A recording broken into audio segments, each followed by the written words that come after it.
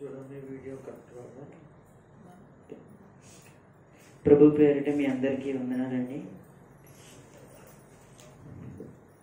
అలాగే సమయం ఇచ్చిన పాస్టర్ గారికి, పాస్టర్ గారికి కూడా వచ్చిన మీ అందరికి కూడా వందనాలండి. అలాగే నాకు ఈ అవకాశం ఇచ్చిన దేవాది దేవుడికి కూడా నేను కృతజ్ఞతాస్తుతులు చెల్లిస్తున్నానండి. మరి గడిచిన శనివారం నుంచి ఈ శనివారం వరకు దేవుడు మనందరినీ బలిష్టమైన రెక్కలతో తన కృప చేత, తన ఆదరణ చేత దేవుడు మళ్ళీ ఈ రోజు వరకు నిలబెట్టినందుకు, తన సన్నిధి వరకు నిలబెట్టినందుకు రెండు చేతులు పైకి స్తోత్రం చేద్దామండి. హల్లెలూయా. కొన్ని మాటలు దేవుడు నాకు ఇచ్చిన మీతో పంచుకోవాలనుకుంటున్నానండి. కీర్తనల గ్రంథము, అందరూ కూడా బైబిల్ తెరిచి కీర్తనల గ్రంథము 41వ కీర్తన.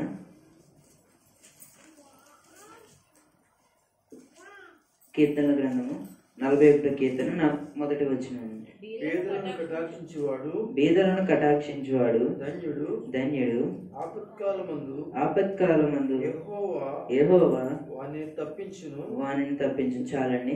ఎవరిని తప్పించనండి? వానిని తప్పించండి. ఎవరిని అంటారా? వాళ్ళని అంటారండి? కాదండి. ఇక్కడ బీదలు కటాక్షించేవాడు ధన్యుడు. బీదలు అంటే ఎవరు వస్తారు మనకి? బీదలు అంటే ఎవరు వస్తారు అసలు మనకి? ఎన్ని బీదలు అంటే అసలు ఎవరు? లేని వాళ్ళు కావచ్చు, ఏదైనా ఏదో ఒక రోజు గడిస్తే ఒక రోజు కాకుండా ఉన్నవాళ్ళు కాకపోవచ్చు, వాళ్ళే ఉండొచ్చు. కొంతమంది రోడ్ల మీద మన దగ్గరికి వచ్చి చేతులు చాచ మనల్ని అడుగుతుంటారు. వాళ్ళు కూడా బీదల కింద వస్తుందండి. మనందరం కూడా ఇప్పుడంటే మనకి దేవుడు ఏదో తన కృప చేత, తన ఏదో మనల్ని దేవుడు దీవించి మనల్ని చూసి ఏం చేస్తాడంటే మనకు బిల్డింగ్లను ఇచ్చాడు. ఇదివరకు అయితే మనం ఎవరో తెలీదు, మన నాన్నగారు అయ్యో ఇచ్చినాయి, అటువంటి ఇచ్చినాయి దేవుడు మనకి ఇలా ఇచ్చాడు. ఇదివరకు మనమే బీదలమే. అటువంటి దేవుడు మనల్ని కూడా మనకి ఈ పరిస్థితి నుంచి తీసుకొచ్చాడు. అలాగే ఇక్కడ మనకి కీర్తనల గ్రంథము 41వ కీర్తన మొదటి వచనంలో బీదలు కటాక్షించేవాడు ధన్యుడు, ఆపత్కాలమందు యెహోవా వానిని తప్పించును. బీదలు అంటే కటాక్షించాలంటండి. ఏం చేయాలని? కటాక్షించాలి. వాళ్ళని ప్రేమగా చూడాలండి. వారిని మనం పక్క నుంచి వెళ్ళినప్పుడు మనం కొంతమంది ఎగతాళి చేస్తూ ఉంటారండి. అలా మనం చేయకూడదు. అంటే ఇక్కడ చెప్పేది ఏంటంటే బీదలను కటాక్షించేవాడు ఆపత్కాలమందు యెహోవా వానిని తప్పించును. బీదలు అనేది ఇప్పుడు మన ఎదురుగా ఎవరైనా కొన్ని డబ్బుల కోసం కానీ ఏమీ లేని పరిస్థితిలో కొంత సమయంలో కానీ ఏం చేస్తాడంటే దేవుడు బీదలు అంటే ఏం చేస్తారంటే మన దగ్గరికి వచ్చి కొంచెం ఏదైనా ఇవ్వండి అని అడుగుతారు. ఆ సమయంలో మనం వాళ్ళని ఎలా చూడాలంటే కటాక్షించాలంటని. కటాక్షించి అప్పుడు ఏమవుతుందంటే మనం ధన్యుడిగా అవుతామంటండి. వాళ్ళని ప్రేమగా చూసినప్పుడు వాళ్ళు ఏదైనా మనకి తోచిన దాంట్లో వాళ్ళు సహాయం చేయండి అమ్మా, సహాయం చేయండి బాబు, సహాయం చేయండి అయ్యా అన్నప్పుడు, లేదంటే మనకు తెలిసిన వారిలో ఏదో ఒక రోజు గడుస్తూ ఒక రోజు లేని వాళ్ళకి తెలిసినప్పుడు కూడా మనం వాళ్ళని చూసినప్పుడు కూడా మన మనసుకి తెలిసినప్పుడు కూడా మనకి ఏదైనా చేయాలని అనిపిస్తుంది. కానీ ఒక్కొక్కసారి మన మనసు వెనకలాగుతూ సర్లే ఎందుకులే మనం చేద్దాం అంతా మనకి ఎందుకులే కానీ మళ్ళీ మనకు ఉండకపోవచ్చు అనే ఆలోచనలు కూడా వస్తాయి. కానీ అలా ఉండకూడదు అంటే బీదలు కటాక్షించేవారు ఎవరైతే కానీ, ఆడవాళ్ళు కానీ మగవాళ్ళు కానీ ఎవరైతే ఇక్కడ మనకి చూసుకుంటే బీదలను కటాక్షించేవాడు ధన్యుడు, ఆపత్కాలమందు యెహోవాను తప్పించును. ఎప్పుడు తప్పిస్తాడండి? ఆపత్కాలం. ఎప్పుడైనా ఆపత్కాలం అంటే రేపు కావచ్చు, ఎల్లుండి కావచ్చు, సంవత్సరాలు కూడా కావచ్చు. ఎప్పుడైతే మనం సహాయం చేస్తామో బీదలకి దేవుడు అది చూస్తాడండి. మనం చేసేది కూడా మన హృదయపూర్వకంగా చేస్తున్నామో లేదనేది కూడా దేవుడు చూస్తాడండి. అందుకే మనకి ఈ లేఖన దావీదు గారు రాసినప్పుడు మొదటి వచనంలో బీదలను కటాక్షించేవాడు ధన్యుడు, ఆపత్కాలం ఎప్పుడైతే మనకి ఏదైనా శ్రమ రావచ్చు, కష్టం రావచ్చు, డబ్బుల సమస్య రావచ్చు, ఒకళ్ళలో గొడవ నుంచి రావచ్చు, ఏదో ఒకటి మనకి తెలియకుండానే కొన్ని విషయంలో మనకి దగ్గరికి వస్తే, కొన్ని బాధలు వస్తే, కొన్ని ఇబ్బందులు మనకి తెలియకుండానే వచ్చినప్పుడు ఆ సమయంలో మనం ఏం చేస్తామండి? తప్పించుకుంటామండి. ఎప్పుడు తప్పించుకుంటామండి? బీదలు కటాక్షించినప్పుడు. ఆ సమయంలో మనం అప్పుడెప్పుడో చేసింది మనం మర్చిపోతాం. ఆ సమయంలో మనకి అది అనేది గుర్తుండదండి. ఇలా చేసామని మనం ఒకవేళ ఏదో కూర్చున్నప్పుడు అలా ఆలోచించినప్పుడు ఇలా చేసాం కదా చాలాసార్లు అనుకుంటాం, కానీ మన మనసులో చేసాం కాబట్టి మనకే పుణ్యం వస్తుంది అనుకుంటాం, తర్వాత వదిలేస్తుందని. ఆ తర్వాత దేవుడు ఏం చేస్తాడంటే చూసి యెహోవాని తప్పించును. ఎప్పుడు తప్పిస్తాడని? ఎప్పుడో మనకి ఏదో సమయంలో ఏదో ఇబ్బందులో తెలియని వేదన, తెలియని బాధ మన ఎదురుగా వచ్చినప్పుడు, మన కళ్ళెదురుగా వచ్చినప్పుడు మనకి ఆ సమయంలో దేవుడు ఏం చేస్తాడంటే, వీళ్ళు ఏదో కొంచెం సహాయం చేశారు కదా, వీళ్ళు ఏదో కొంచెం పర్లేదు కదా, నేనేదో బేదోళ్ళని నేను ఎలా ప్రేమించాను మనిషిని అలాగే ప్రేమించి వాళ్ళకు కూడా కొంచెం తినడానికి కానీ, లేకపోతే ఉండడానికి కానీ, బట్టలు కానీ, లేకపోతే కొంచెం ఆహారం కానీ, డబ్బులు కానీ ఇచ్చారు కదా, దేవుడు అది చూసి ఏం చేస్తాడంటే ఆపత్కాల ముందు తర్వాత కానీ, రేపు కావచ్చు, ఎల్లుండి కావచ్చు, అవతల నుండి కావచ్చు, నెలలు కావచ్చు, సంవత్సరాలు కావచ్చు, ఎప్పుడైతే మనకి శ్రమ వచ్చినప్పుడు దేవుడు అది చూసి మనం తప్పిస్తాడండి. అదే రీతిగా ఇంకో మాట చూసుకుంటే, మనం బేదలను ఎప్పుడైతే మనం కొంతమంది చూడండి, కుర్రవాళ్ళు కానీ, లేకపోతే నాలాంటి వయసులో కానీ, కొంతమంది పెద్దవాళ్ళు కానీ, కొంచెం పెద్దవాళ్ళు అంటే ఒక 30-40 ఇయర్స్ ఉన్న వాళ్ళు కూడా కొంతమంది ఏం చేస్తారంటే పక్క నుంచి వెళ్ళినప్పుడు ఎగతాళి అయితే చేస్తారండి, హేళన చేస్తారండి. అటువంటిది మనం ఎప్పుడూ చేయకూడదండి. దేవుడు అందుకే ఏం చేస్తున్నాడంటే వాళ్ళని కటాక్షించాలి, వాళ్ళని ప్రేమించాలి, వాళ్ళని ఆదరించాలని మనకి తెలియజేస్తుందండి. ఆదరించినప్పుడు దేవుడు మనల్ని ఒక రీతి సమయంలో దేవుడు మనల్ని కాపాడుతాడు. మనం బేదలను ఎవరైతే మనం తిడతాం కానీ, కొంచెంమంది లేని వాళ్ళ పరిస్థితిలో కొంచెం వాళ్ళని ఏమంటే అసహించుకుంటాం. ఏంట్రా బాబు, ఏంట్రా మా దగ్గరికి వచ్చి నువ్వు ఎల్లరా బాబు, మా దగ్గర చిల్లర లేకుండా ఉంటే నువ్వు మా దగ్గరికి వచ్చి అడుగుతున్నావు అని కొంతమంది మాట్లాడేవాళ్ళు ఉంటారు. కొంతమంది ఎల్లరా బాబు పొద్దున్న మాకెదురయ్యాలని కొంతమంది మాట్లాడేవాళ్ళు ఉంటారు. అటువంటి వాళ్ళకి దేవుడు ఒక లేఖనం అయితే తెలియజేస్తున్నారు. సామెతల గ్రంథము 17వ అధ్యాయం, సామెతల గ్రంథం 17వ అధ్యాయం 5వ వచనం. బీదలను వెక్కిరించువాడు వారి సృష్టికర్తను నిందించువాడు ఆపదను చూసి సంతోషించువాడు నిర్దోషిగా ఎంచబడడు. చాలండి. ఇక్కడ మనకి సామెతల గ్రంథం 17వ అధ్యాయం 5వ వచనంలో మనం ముందు మాటలు నేను చెప్పానండి. ఏమని చెప్పాను? బీదలను ఎక్కిరించేవారు ఎవరైతే లేనంటి వాళ్ళు ఉంటారు, ఏదంటే కొన్ని పరిస్థితులు అప్పైన వాళ్ళు ఉంటారు, కొంతమంది ఏదో ఒక రీతిగా ఉంటారు. కాబట్టి వాళ్ళని మనం ఎప్పుడైతే వెక్కిరిస్తామో, వాళ్ళ గురించి ఆలోచించి మనం ఒకలాగా మనం ఆలోచిస్తామో, ఆ సమయంలో ఎవరిని ఎక్కిరించినట్టు అండి? సృష్టికర్తను ఎక్కిరించినట్టు.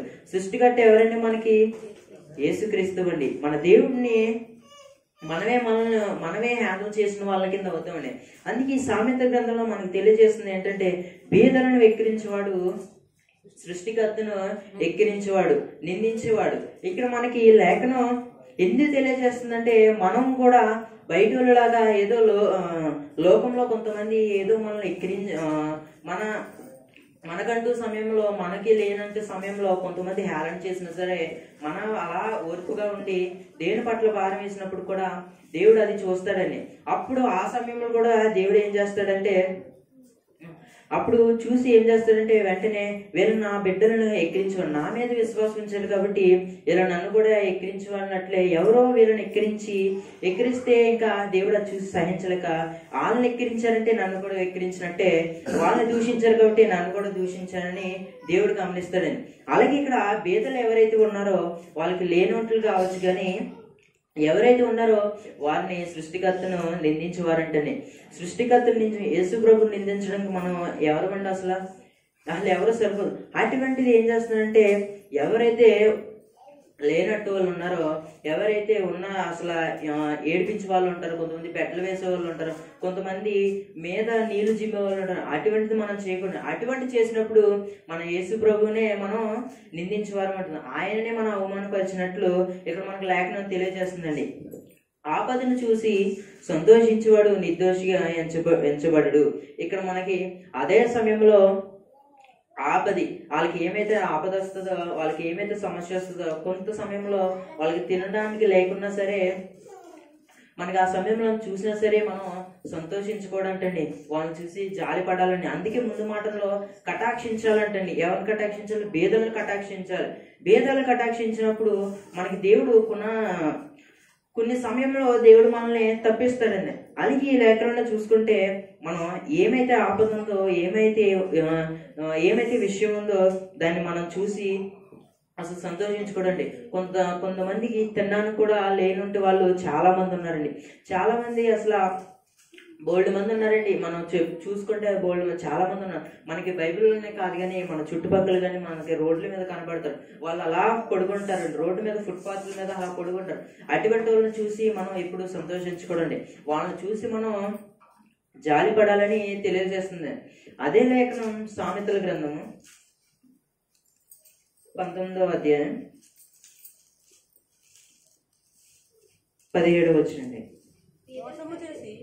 బీదలను కనికరించేవాడు, యెహోవాకు అప్పించువాడు వాని ఉపకారమునకు ఆయన ప్రత్యుపకారం చేయును. ఇక్కడ మనకి లేఖనం తెలియజేస్తుంది ఏంటంటే, బీదలను కనికరించేవాడు యెహోవాకు అప్పించేవాడు. అంటే మనం ఎప్పుడైనా దేవుని మొహం చూసి మనం ఎప్పుడైనా అప్పించామంటే ఆ హప్పు అంటే ఏంటో కూడా మనకు తెలియదు అంటేనంటారా? అటువంటి దేవుడు ఏం చేస్తున్నాడంటే బీదలకి యెహోవాకి అప్పించేవాడు అన్నట్టు మాట్లాడుతున్నాడు ఇక్కడ. అది కూడా ఎప్పుడంటే బీదలను కనికరించేవారు.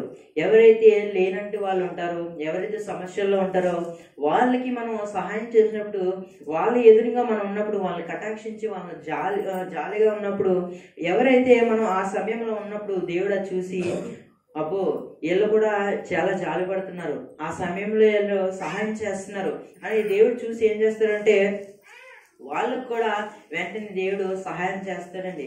అప్పుడు సహాయం చేసినప్పుడు అప్పుడు దేవుడికి ఏం చేస్తారంటే అప్పించిన వాళ్ళ కింద మాట్లాడతాడండి. అందుకే మనం వాని ఉపకారము ఆయన ప్రతి ఉపకారం చేయను. మనం ఉపకారం చేసినప్పుడు ఆయన కూడా ప్రతి ఉపకారం చేస్తాడంటే. అదే రీతిగా ఎందుకంటే మనం బీదలను చూసినప్పుడు, బీదలను సంతోషించినప్పుడు, మనం బీదలు సంతోషించినప్పుడు మనం సంతోషించాలండి. ఎవరైతే రోడ్ల మీద మన దగ్గరికి వచ్చి చేతులు దాచినా సరే మనం ఎంతో కొంత చేయాలండి. మనం ఏదో చూస్తున్నాం కదా, ఏదో చేయాలని, వాళ్ళని తిట్టాలని, వాళ్ళని కొట్టాలని మనం చూడకూడదండి. అందుకే మనకి లేఖనం తెలియజేస్తుంది ఏంటంటే వాళ్ళని కనికరించాలండి, వాళ్ళని ప్రేమించాలండి. ప్రేమించినప్పుడు దేవుడు చూస్తారండి.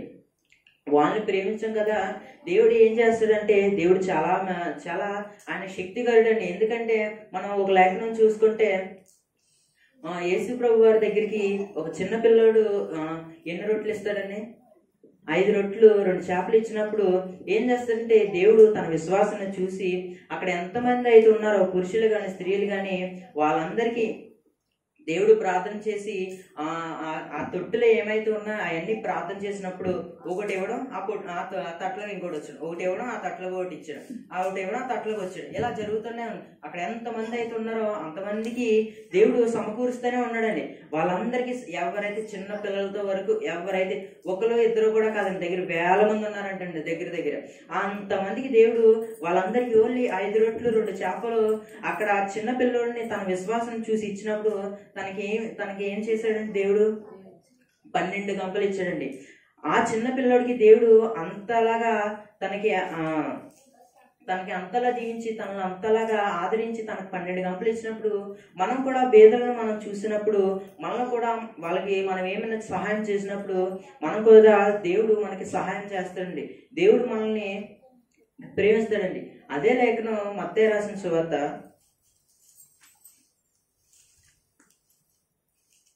25వ అధ్యాయం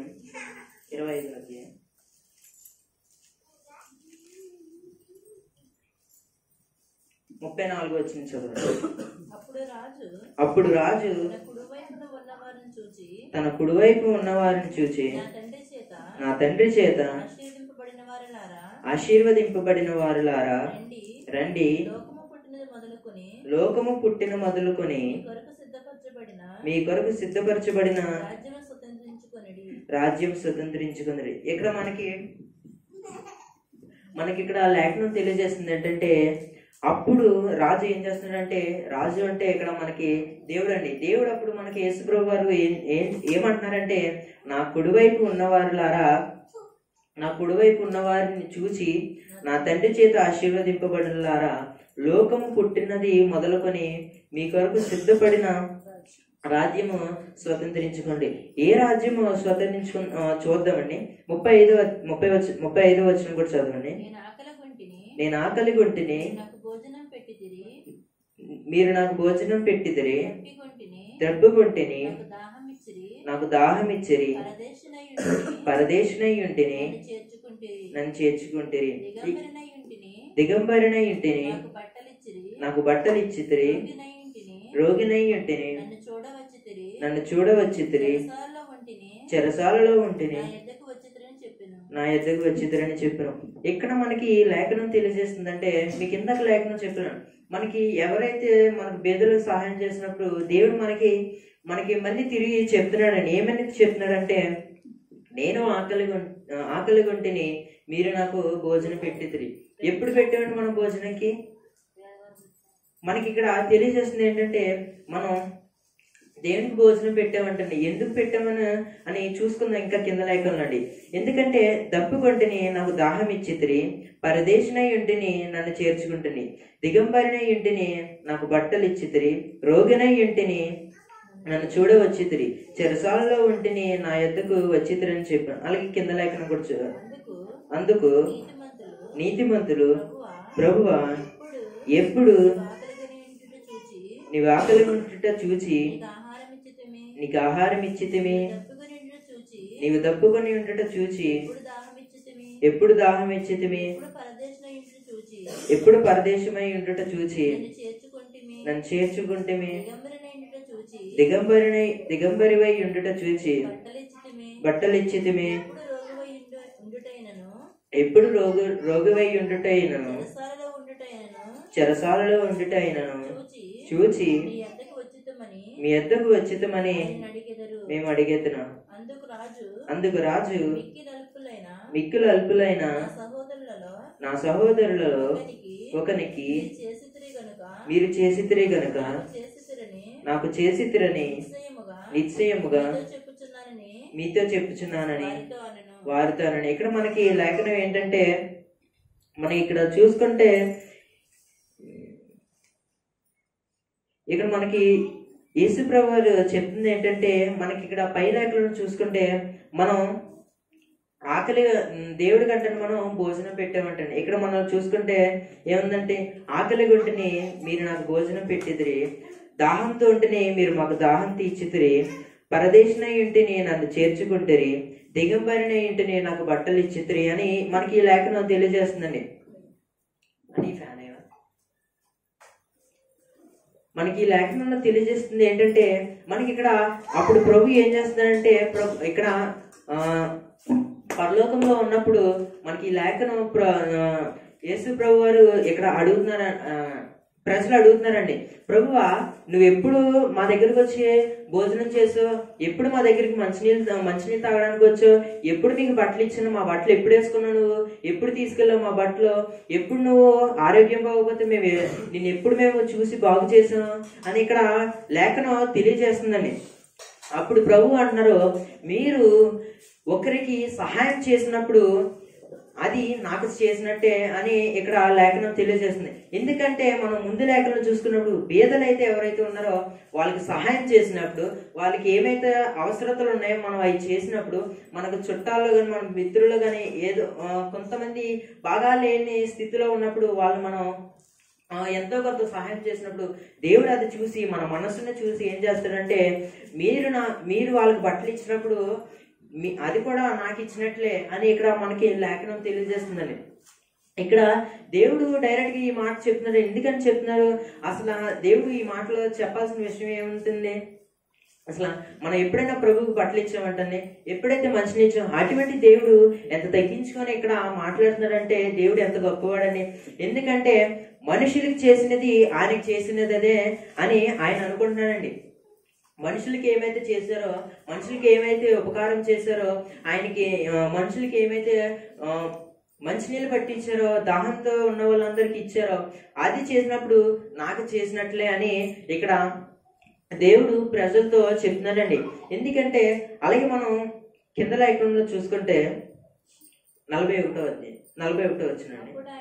అప్పుడు ఆయన ఎడమ వైపు ఉండేవారిని చూచి శపింపబడిన వారులారా నన్ను విడిచి అపవాదికిని వాని దూతలకును సిద్ధపరచబడిన నిత్యాగ్నిలో పోవడి. ఇక్కడ మనకి ముందుగా చూసుకుంటే కుడివైపు ఉన్న ప్రజలారా అని చెప్తున్నారు.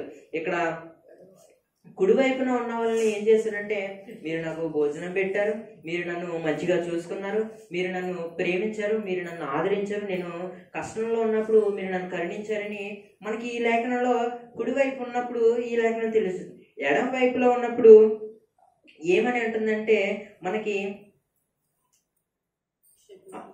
అప్పుడైనా ఎడమ వైపు ఉండేవారిని చూసి శపింపబడిన వారులారా.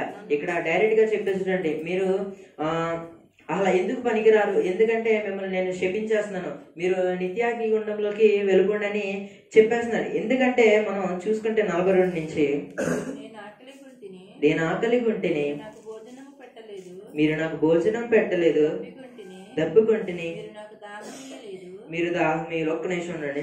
ఇక్కడ మనకి ఏమంటే, మనం పై మాటలో చూసుకుంటే మీరు నాకు భోజనం పెట్టింది, కింద మాట చూసుకుంటే మీరు నాకు భోజనం పెట్టలేదు. ఇక్కడ చూసుకుంటే మనం ఇక్కడ ఆలోచించాలి. ఎందుకంటే పైన మాటల్లో ప్రజలు ఏమైతే ఉన్నారో ఒకరికి సహాయం చేశారని, ఒకరికి ఆకలి వేసినప్పుడు ఆహారం ఇచ్చినప్పుడు, దాహం వేసినప్పుడు దాహం ఏమైతే కొన్ని మంచినీళ్ళు ఇచ్చినప్పుడు అది చూసి దేవుడు మీరు నాతో పాటు వచ్చండి, మీరు కూడా నన్ను ప్రేమించారు కాబట్టి మనుషుని ప్రేమించినప్పుడు నన్ను ప్రేమించినట్లే అని చెప్తున్నాడు. కింద లేఖనంలో ఏంటంటే, మీరు అసలు ఏ పని చేయలేదు, అసలు నేను మీ దగ్గరికి వచ్చి అయినా సహాయం చేయండి బాబు అని అడిగితే కూడా మీరు నాకు సహాయం చేయలేదు. అందుకు మీరు ఏం చేస్తున్నారంటే, మిమ్మల్ని నేను శపించేస్తున్నాను, మీరు అగ్నిగుండంలోకి వెళ్ళిపోండి అని చెప్పి తర్వాత ఏం చేస్తున్నారంటే చెప్తూ ఏమన్నానంటే, మీరు నేను వచ్చినప్పుడు మీరు నాకు ఏ సహాయం చేయలేదు, నేను ఆకలిగా ఉంటానని వచ్చినప్పుడు మీరు నాకు భోజనం పెట్టలేదు, దాహంతో ఉంటానని భోజనం పెట్టలేదు. అప్పుడు మనం ఒక విషయం ఆలోచించాలండి. ఎందుకంటే దేవుడు ఎలా వెళ్ళాడంటే తన స్వరూపంతో వెళ్ళిపోయాడండి. తన తన తన రూపం ఏమైతే అలా వెళ్ళిపోయాడు, అలా కాదండి. పేదల రూపంలో వెళ్ళి, ఒక మనుషుని రూపంలో వెళ్ళి తన మనుషుల దగ్గరికి వెళ్ళి ఏం చేస్తాడంటే, కొంచెం సహాయం చేయండి అని మళ్ళీ పరీక్షించాడండి. దేవుడు పరీక్షించి అది చూసి వెంటనే ఎల్లో పెడుతున్నారు పర్లా, మనసు విప్పి వెంటనే లోపలికి వెళ్ళి ఏదో ఒకటి తెచ్చారు, లేకపోతే తన జోబులు ఉన్నాయి, తన చేతులు ఉన్నాయి, ఏమని ఇచ్చారు అని చూసి పరీక్షించాడు. తర్వాత మళ్ళీ కొంతమంది దగ్గరికి వెళ్ళినప్పుడు దేవుడు చూసి ఏం చూశాడంటే, ఆ మనుషుడు ఏమైనా సహాయం చేస్తాడని, నరుడు అని చూసినప్పుడు దేవుడు అప్పుడు చూసినప్పుడు ఏమన్నాడు నరుడు, వెళ్ళవయ్యే వెళ్ళు, నాకు ఏమీ లేవు, నాకే తినడానికి లేవు, ఇంక నీకేం పెడతాను, నాకే తాగడానికి లేవు, నీకేం పెడతాను, నా జోబులో చూస్తే రూపాయలు లేదు, నువ్వేమో నా దగ్గర 10 రూపాయలు అడుగుతున్నావు అని ఇక్కడ మాట్లాడే వాళ్ళు ఉంటారండి. అది చూసి దేవుడు మాట్లాడి ఉండవచ్చండి. అందుకే దేవుడి లేఖనం మనకి తెలియజేస్తుంది. 43 కూడా చదవండి. పరదేశినై ఉంటిని మీరు నన్ను చేర్చుకొనలేదు, దిగంబరినై ఉంటిని మీరు నాకు బట్టలు ఇయ్యలేదు, రోగినై చెరసాలలో ఉంటిని మీరు నన్ను చూడక రాలేదని చెప్పాను. ఇక్కడ మనకి ఏమంటుందంటే, దిగంబరినై ఉంటిని, నా శరీరం మీద ఏమీ లేకపోతే కొంతమంది వచ్చి నాకు సహాయం చేశారు.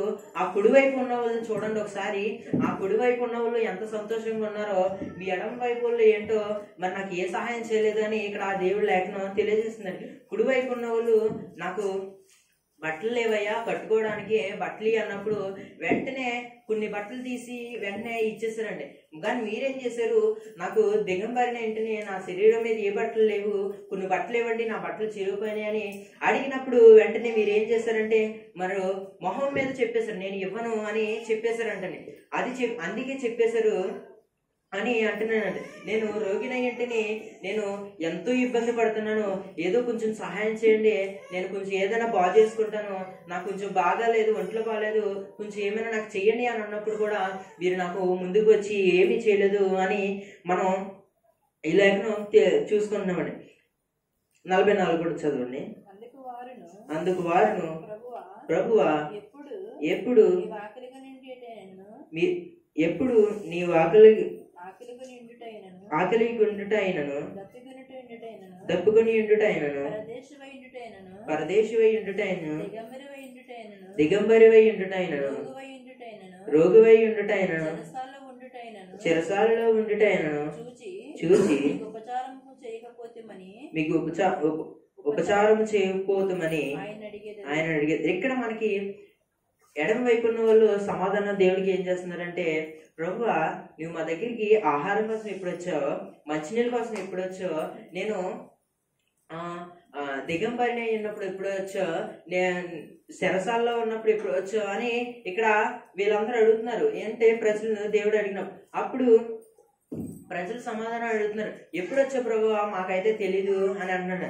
అందుకే దేవుడు ఎప్పుడు తన స్వరూపాన్ని ఎప్పుడు తన ఎదురుగా వచ్చి కనబడకూడండి, మనిషి రూపంలో వచ్చి మనల్ని పరీక్షిస్తాడని. అందుకే ఇక్కడ దేవుడు మనిషి రూపంలో వచ్చి వాళ్ళని పరీక్షించినప్పుడు వాళ్ళు ఎటువంటి సహాయం ఎటువంటి రెస్పాన్స్ ఇవ్వకుండా వాళ్ళ పని వారు చూసుకున్నారు, కానీ ఏ సమాధానం నాకు ఇవ్వలేదు అని చెప్పిన తర్వాత అప్పుడు మీరు ఎప్పుడు వచ్చారు, దేనికి వచ్చారు, అసలు ఎలా వచ్చారని అడుగుతున్నారని. కానీ వీళ్ళకి ఏమి అర్థం కావట్లేదు. ఎప్పుడు అన్నం తినడానికి వచ్చారు, ఈయన ఎప్పుడు మంచినీళ్ళు తాగడానికి వచ్చారు, ఎప్పుడు బట్టలు ఆడడానికి వచ్చారు, మాకేం గుర్తు రావట్లేదు ప్రభు అన్నప్పుడు అప్పుడు ఏం చేస్తారంటే, ప్రభు మీరు ముందుగా ఆలోచించండి, నేను ఈ సమయంలో వచ్చాను, ఈ సమయంలో వచ్చి నాకు ఏమైనా సహాయం చేయండి అని చెప్తున్నానండి. సహాయం చేసినప్పుడు మీరు ఏమీ చేయలేదు, మీరు సైలెంట్గా వెళ్ళిపోయారు, మీరు వెళ్ళిపోమన్నారు అని చెప్పేశారు. అందుకే నేను ఇంకొంతమందిని పరీక్షించాను, వాళ్ళు పాస్ అయ్యారు, మళ్ళీ నా దగ్గరికి వచ్చేసారు అని తెలియజేస్తుంది.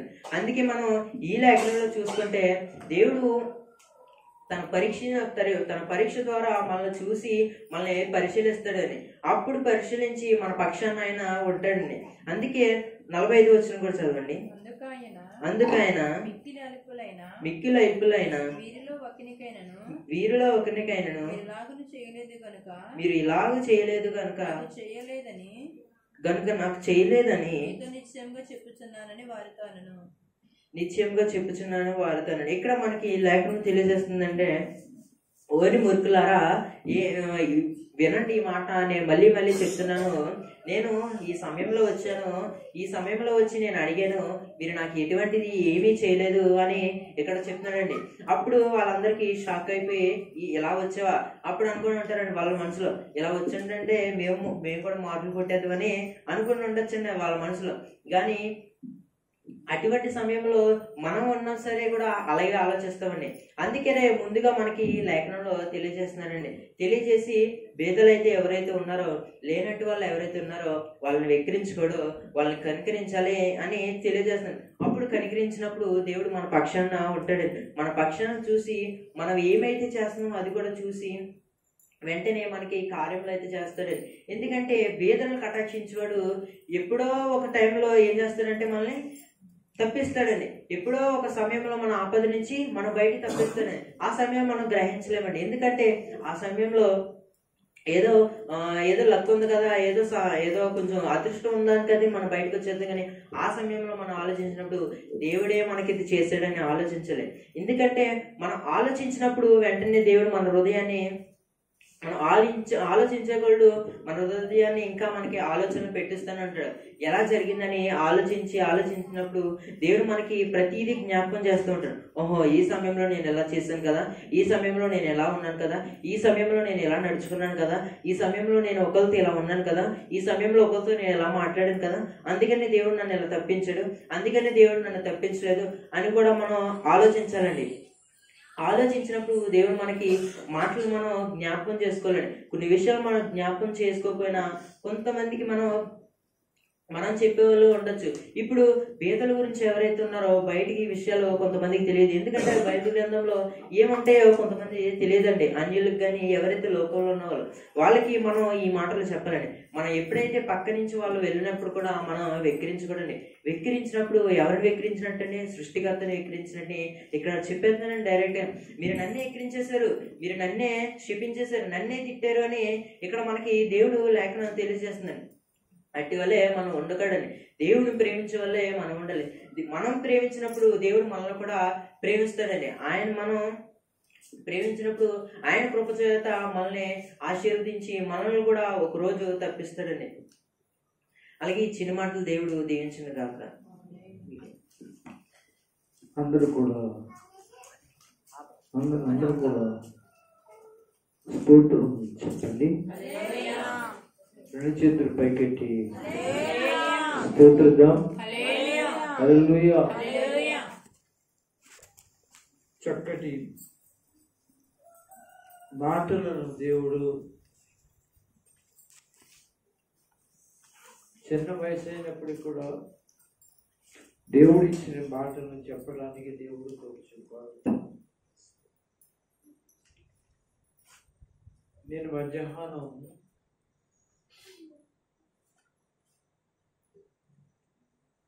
కొంచెం రెస్ట్ కోసం అలా పడుకున్నాను. అజోరు మా దగ్గరికి వచ్చి కూర్చున్నాడు. కూర్చుంటే నేను అన్నాను, ఇవాళ సాయంత్రం వాక్యాన్ని చెప్పు, ఎందుకంటే మమ్మీ చాలా బలహీనంగా నీరసంగా ఉంది, చూడడానికి కూడా చాలా బలహీనపడుతుంది. నేను ఒకవేళ మాట్లాడాలనుకుంటే కన్ను నాకు ఇబ్బందికరంగా మరి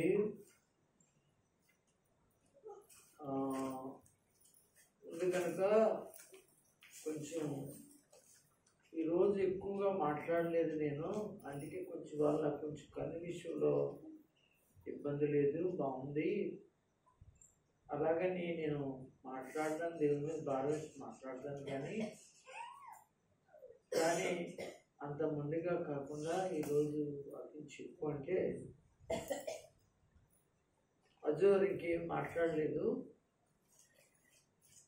నా కంట్లో అరికేసి కొడుకు డాడీ అని చెప్పి కూర్చేసిన పక్కన బైబిల్ పట్టుకుని కూర్చున్నాడు. 2-3 సార్లు ఏం చేస్తున్నాడని అడిగాను. వాటిని చూసుకుంటున్నాను డాడీ అని చెప్పాడు. దేవుని స్తోత్రం. తర్వాత అంతకుముందే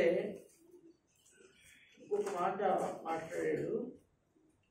ఆ మాటకి సమాధానం చెప్పాను. వాడబడేది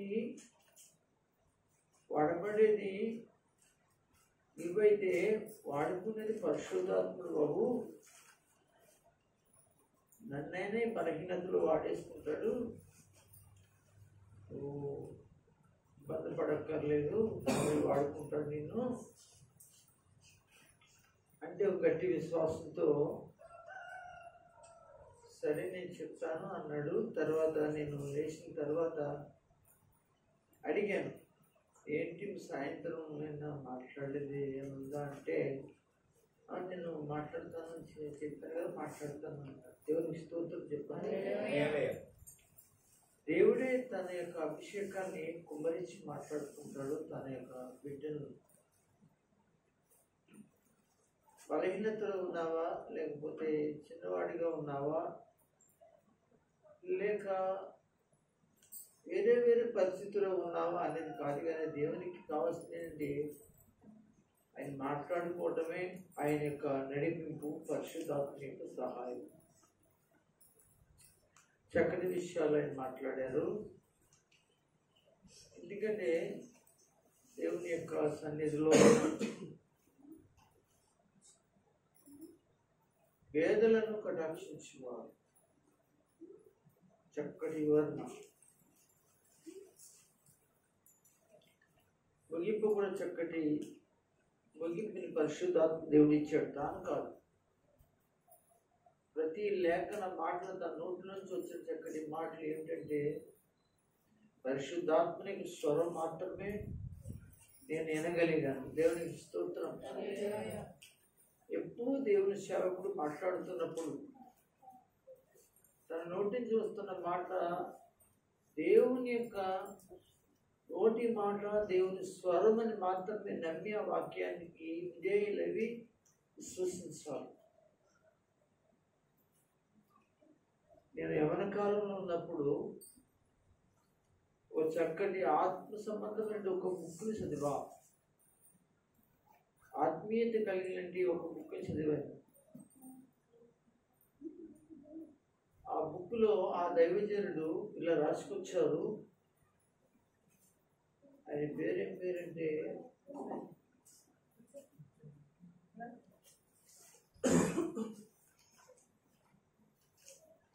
పేరు ఇప్పుడే మర్చిపోయాను. సరే అండి, ఆయన్ని దేవుడు ఆయనతో మాట్లాడి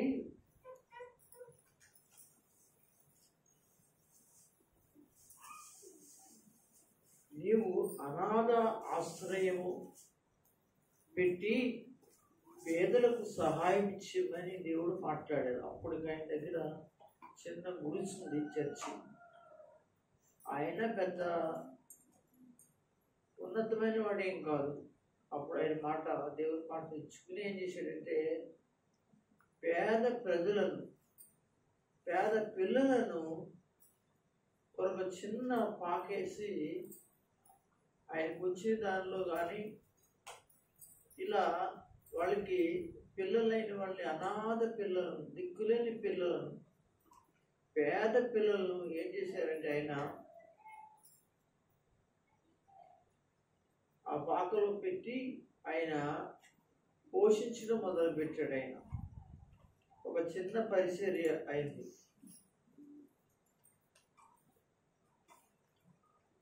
కనుక ఇలా చేస్తూ ఉన్నాడు. ఇలాగా జరుగుతుంది. జనాభా పెరుగుతున్నారు, పేద ప్రజలు. ఒక రోజున ఏం జరిగిందంటే ఆయన దగ్గర భోజనం పెట్టడానికి బియ్యం లేవు, వగేరా వగేరా ఏమీ లేవు. అప్పుడు అతను నడిపిస్తున్నట్టు ఆ యొక్క హాస్టల్గా నడిపిస్తున్నట్టు ఆయన వచ్చి, అయ్యగారు ఈరోజు పిల్లలకి భోజనం పెట్టడానికి ఏమీ లేవండి స్టోర్ రూమ్లో అని చెప్పారు. నా అంతకు నేను ఆ విధంగా చేయడానికి నేను ముందుకు రాలేదు, కానీ పేద ప్రజలు పోషించ ఆయన చెప్పారు, నేను చేస్తానని వచ్చాను అని చెప్పారట ఆయనకి. మీరు మామూలుగా సిద్ధపరిచేయండి, భోజనం కొరకు వాళ్ళని ఏమి మాట్లాడద్దు, వాళ్ళు ఆ టైంలో వాళ్ళని భోజనం పంపించేయండి. ఆయన పేరు జార్జ్ ముల్లర్. ఇప్పుడు వచ్చిందండి ఆయన పేరేం పేరు? జార్జ్ ముల్లర్ అనేటువంటి దైవజనుడు ఆయన పేరు. ఈ విధంగా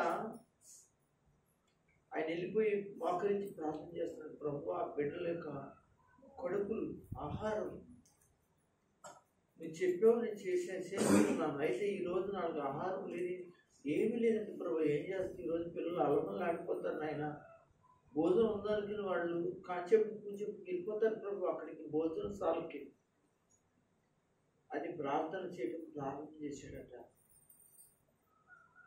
ఆ వాటిని వచ్చి చూస్తున్నాడు, ప్రార్థనలో ఉన్నాడు ఆయన.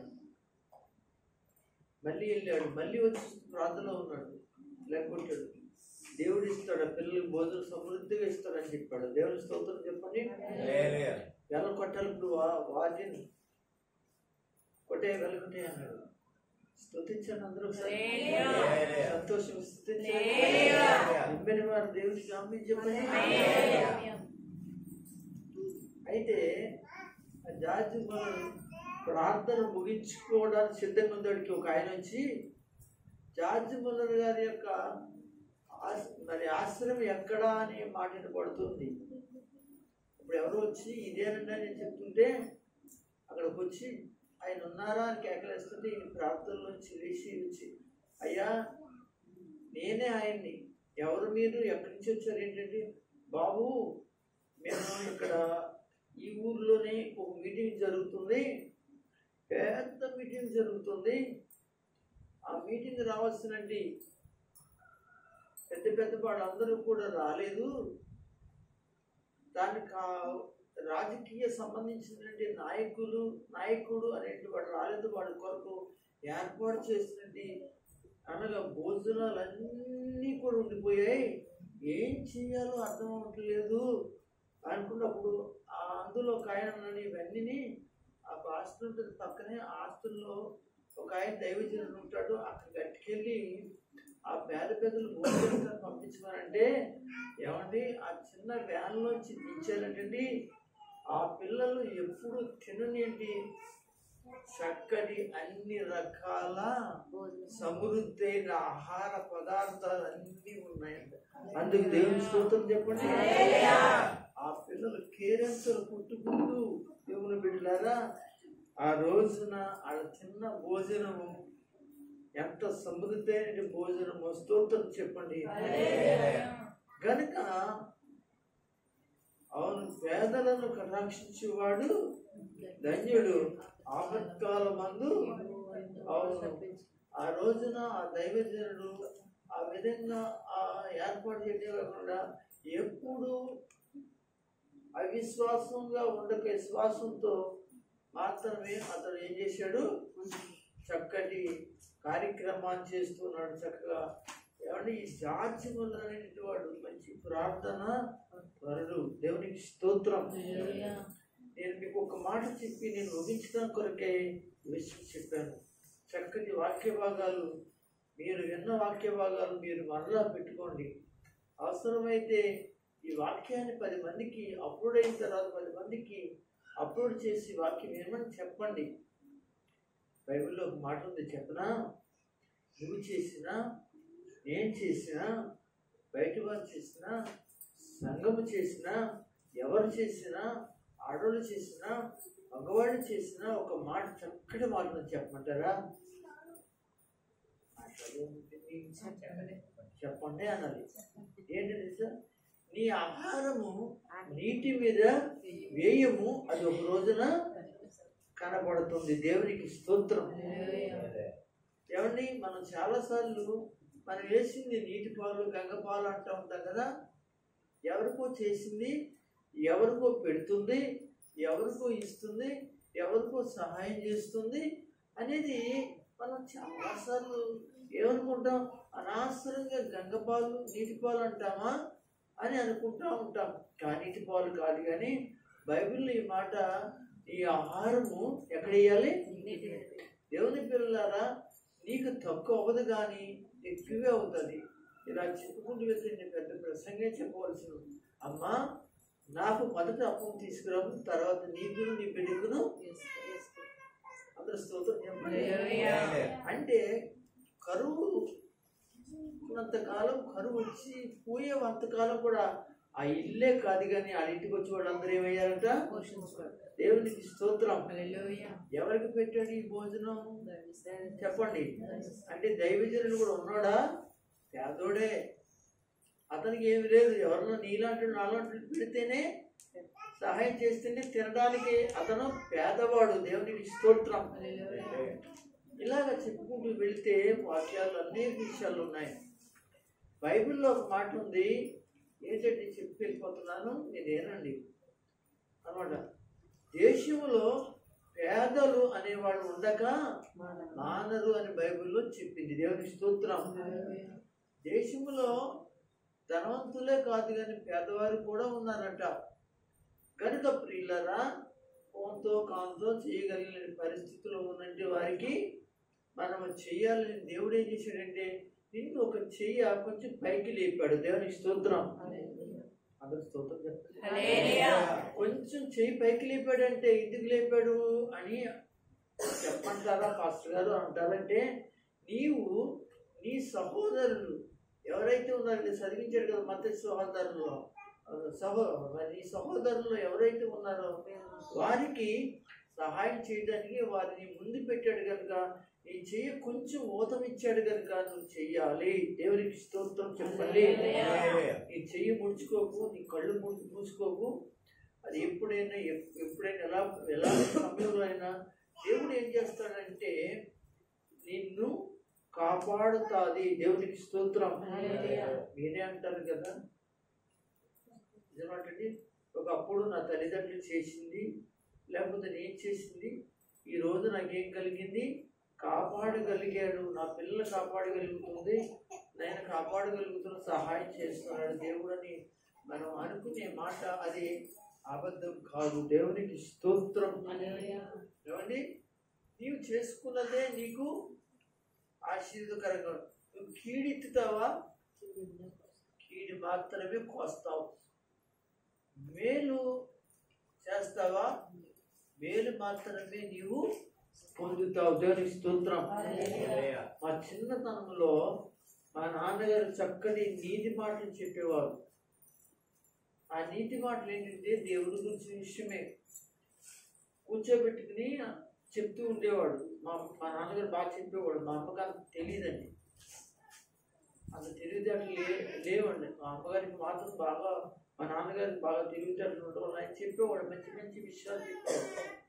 ఏంటి ఆ విషయం అంటే, దేవుడు కిందకు వచ్చేటట్టురా వచ్చి, అమ్మా నాకు సాయం చేయండి, ఆకలి అవుతుంది అని అడిగితే, కొంతమందికి ఇంటికి వెళ్తే కొంతమంది చేసిన వాళ్ళు ఉన్నారు, కొంతమంది చేయని వాళ్ళు ఉన్నారు, ఇందాక చదువుకున్నట్లుగానే.